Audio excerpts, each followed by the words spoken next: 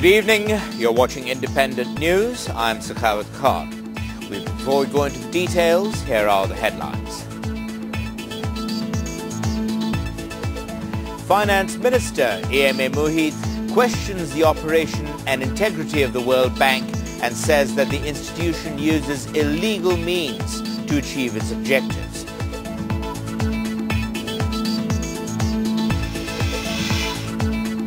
The ACC interrogates former Sonali Bank MD Humayun Kabir over the Hallmark loan scam. Two Sonali Bank officers made OSD.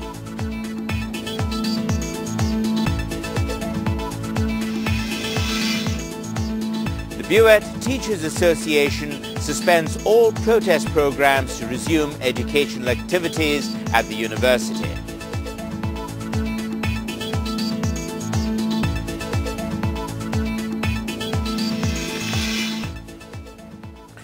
Finance Minister AMA Muhith has questioned the operation and integrity of the World Bank. He says that the way the World Bank operates resembles that of jihadist organizations. He claimed that the World Bank uses illegal means to achieve its objectives. The minister was addressing an anti-corruption commission program in the capital today. On the 29th of June, the World Bank cancelled financing for the Podda Bridge project over graft allegations. Since then, the government has been trying to get the global donor back in on the project. The government even accepted all the conditions set by the World Bank. But the World Bank set a new condition, that the Premier's Economic Affairs Advisor, Moshir Rahman, will have to step down. Moshir said that he is willing to quit if he gets evidence of graft against him. In this scenario, the Finance Minister today questioned the World Bank's method of operation. They are very substantially impeded by what is called the zealots, jihadis. I mean in a bad sense. Anyone who thinks that his acts of corruption are jihad, his corruption is jihad, he destroys it. Let's try to avoid it. There is an integrity unit in the World Bank which is a jihadi institute and it must be corrected. And it must be corrected. He also alleged that the World Bank keeps contact with suspicious individuals despite campaigning against corruption. World Bank Integrity Unit doesn't believe in right ends for right means for right ends. I'll give you some example because it is really a problem with me at the moment. They eavesdrop illegally. Their deeds are ethically unacceptable. They put moles in an organization. Maybe that is all right, but I don't know. But I don't like it. And then they deal with questionable characters deliberately. Questionable characters deliberately. He also pondered over the corruption in Bangladesh. He said that the 40 billion taka loan scam of Sonali Bank, out of total 400 billion taka loan of the country's banking sector, will not create any major crisis. Muhith also criticized the role of the media on its coverage of the scam. He said that the media should not publish such nationally important issues in public.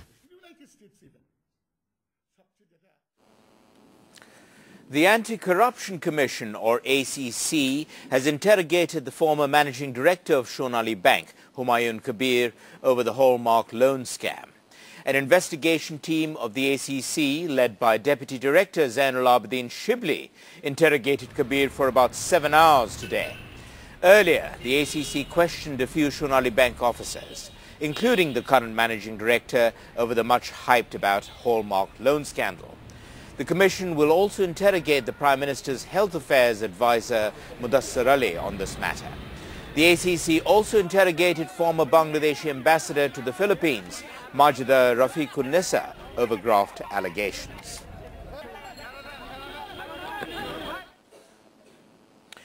The Finance Ministry has directed Sonali Bank authorities to make 2 of its deputy managing directors as officers on special duty, or OSD, over involvement with the Hallmark loan scam. The DMDs are Atikur Rahman and Mainul Haq. The Finance Ministry issued the order today. The order also directed Sonali Bank to initiate a departmental case against the 2 DMDs. Bangladesh Bank has already accused 32 Sonali Bank officers, including the 2 DMDs, of involvement in the loan scam. Meanwhile, Sonali Bank issued a letter to the Hallmark authorities asking them to return 50% of the loan amount that they borrowed from the bank within 15 days. The BUET Teachers Association has suspended all protest programs in order to resume educational activities at the university. The president of the association said that they are temporarily suspending their programs after receiving a number of propositions from the ministry. But the teachers at the press conference said that BUET students and teachers are still firm about their demand for the resignation of the Vice-Chancellor. The Education Minister announced the removal of BUET's pro-Vice-Chancellor last night, but the decision did not satisfy the protesters. After a meeting between the BUET students and the BUET Teachers Associations this morning, they stressed that the resignation of the Vice-Chancellor is a must. Teachers at the press conference said that they will not take any unilateral decision without involving the students. Meanwhile, the authorities have decided to withdraw 2 vandalism cases filed against BUET teachers and students. The 14th session of the 9th Parliament has begun, with the main opposition boycotting the House. The session will continue till the 19th of September, with 4 days break. President Zillur Rahman convened the session. This was in accordance with the constitutional regulation of convening a new parliamentary session within 60 days of the last date of the previous session. This time, there are arrangements in the House to allow children to witness parliamentary proceedings. Speaker Abdul Hamid expressed the hope that the opportunity will encourage the further development of democracy in the country.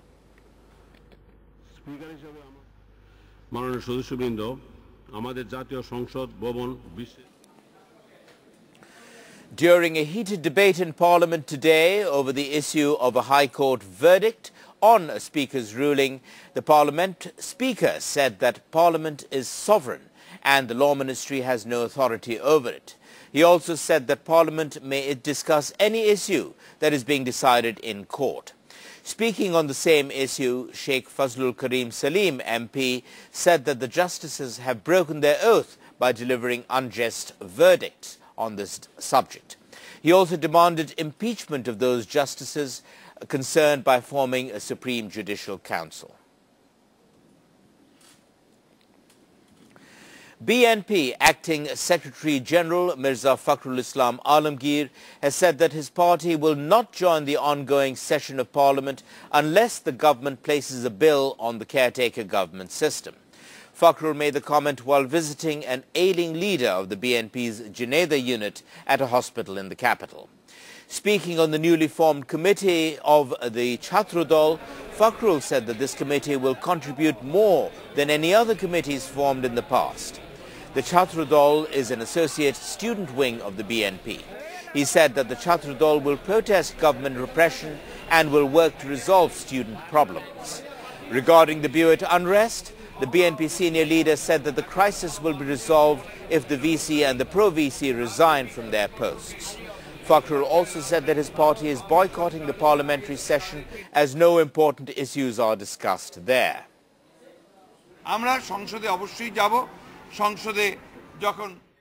We will definitely return to Parliament, but we will return only if there is a congenial environment for the opposition in the House, and if the non-party caretaker government system is restored through an amendment to the Constitution. Only then will Parliament sessions become significant for us, otherwise not.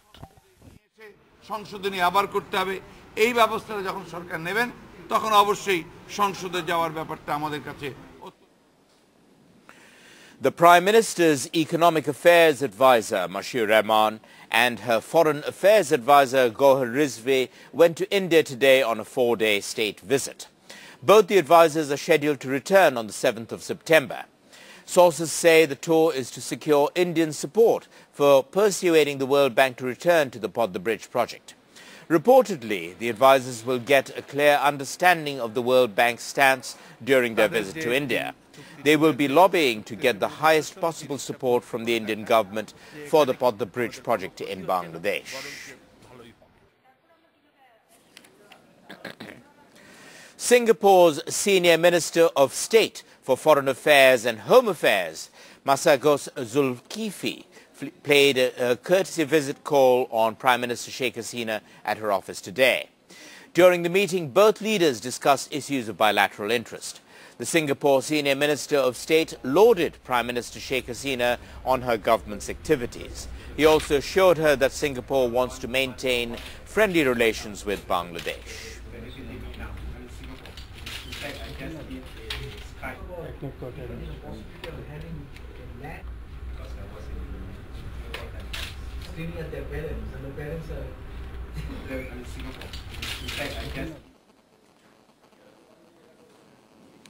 Saidur Rahman, the second state witness in the crimes against humanity case against BNP leader Abdul Aleem, testified at the International Crimes Tribunal today. Saidur Rahman said that the Razakar and the peace committees in Jaipurhat was formed under the leadership of the accused in 1971. The Pakistan Army committed arson, looting and murder with Abdul Aleem's support. Saidur Rahman gave his testimony at the three-member International Crimes Tribunal 2, headed by Justice A.T.M. Fazli Kabir. The witness also identified the accused in person. Saidur Rahman was later cross-examined by defense lawyers Munshi Ehsan Kabir.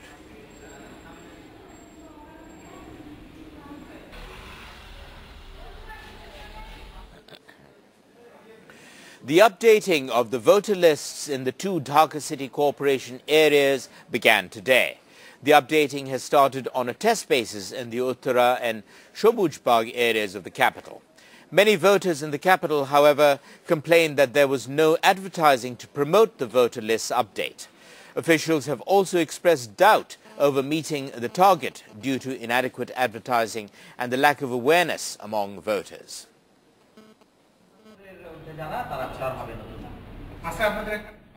The work of updating the voter list of the two Dhaka city corporations started at 9 in the morning. Data collectors in Uttara, however, said that they could not find many of the voters at home. Many people did not allow the data collectors into their house on security grounds, as the residents had no prior information in this regard. Many in Uttara did not know that the work of voter list updating will begin from today.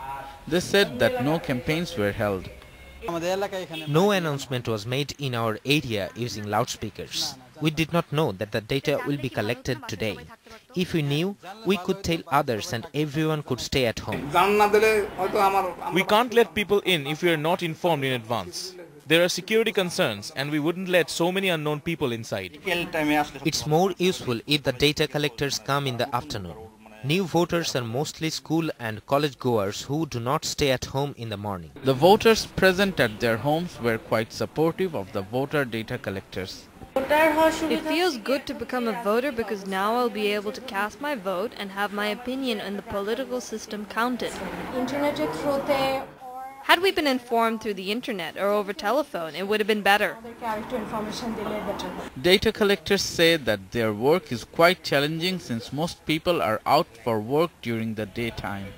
They themselves also talked about lack of campaigning. People would not let us in at night, so it's another problem. Now we are writing down in a registration book the names of those people who were not present at home during our visit. We are also advising them to contact us. Voter list update in other areas of the capital will begin on the 15th of September. National ID cards will be prepared for all new voters by the 15th of December.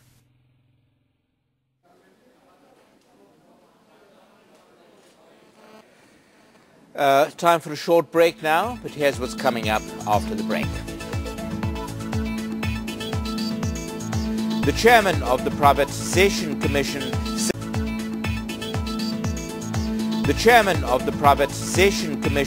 says that it is not possible for the government to run modernized industries profitably.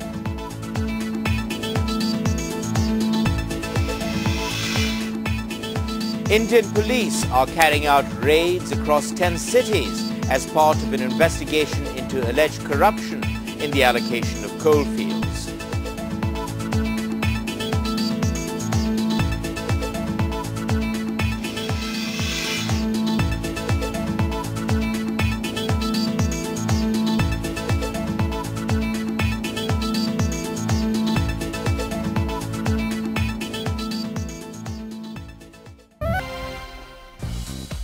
Welcome back. You're watching Independent News.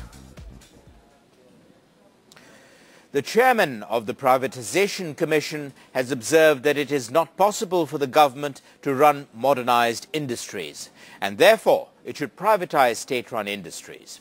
Mirza Abdul Jalil made the observation during an exclusive interview with independent television.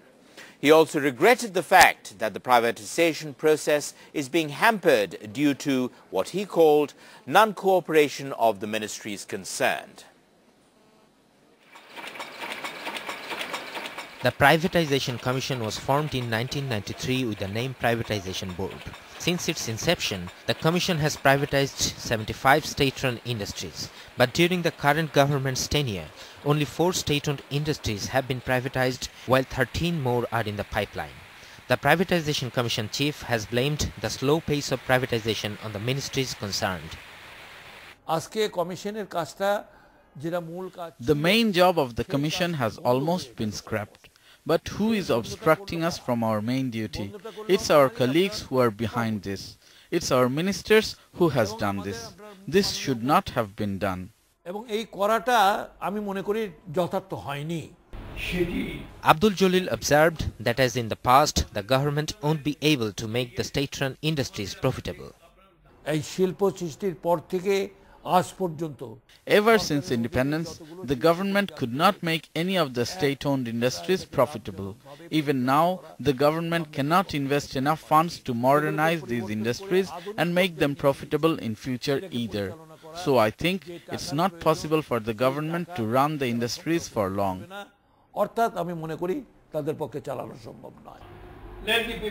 He also suggested that if they are not privatized, the government should at least lease out the government-run factories that have already been shut down due to losses.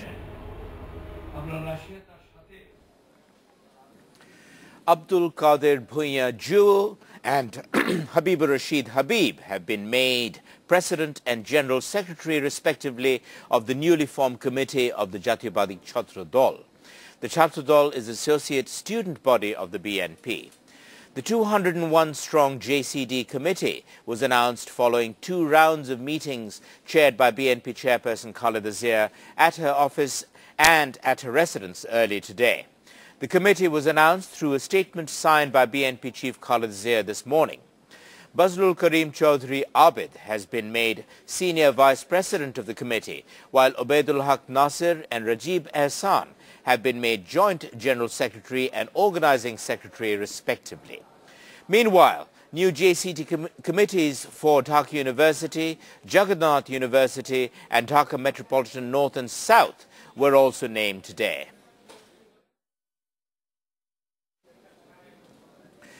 Jyotirindra Bodhpriyo Larma, the president of the Parbatiya Chattogram Janashanghati Shomiti, has said that the current Grand Alliance government is harbouring militants and terrorists in the Chittagong Hill Tracts areas.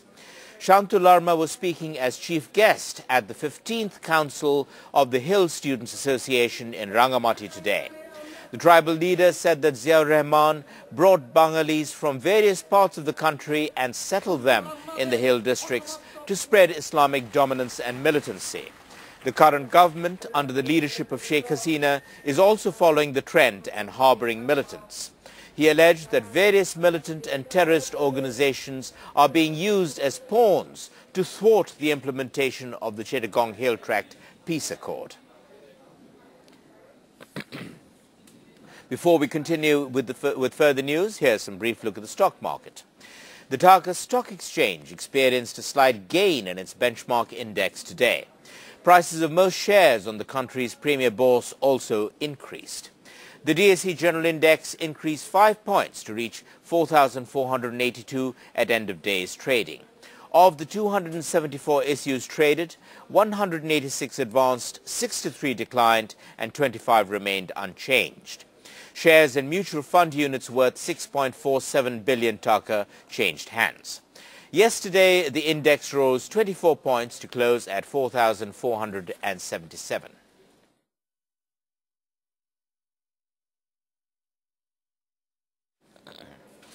International news now. And police in India are carrying out raids across 10 cities as part of an investigation into alleged corruption in the allocation of coalfields. Police say they are searching the premises of 5 companies which allegedly misrepresented facts prior to being allocated the coalfields. Government officials and company employees are also under investigation. State auditors say India lost $33 billion by allotting coalfields below the market rate in the years up to 2009. Parliament has been deadlocked for days over demands by the opposition BJP that the government cancel the allocations. The BJP wants an independent probe into the matter. That Manmohan Singh step down as the monsoon session of opposition has demanded the Colgate storm right in to Parliament. The opposition came out all guns blazing, directly attacking the Prime Minister on this. Coal block is not an isolated. That's all the news we have for today, but you can get more news and updates from independent television through your mobile phones. For breaking news, go to your mobile message option, type *B and send to 16232. For daily news updates, type *DN and send to 16232. You can also call 16232 from any operator to listen to the latest headlines in Bangla. And that's all we have from the English News Desk for this evening. We'll be back tomorrow at our usual time of 8 p.m. Thank you for being with us and good night.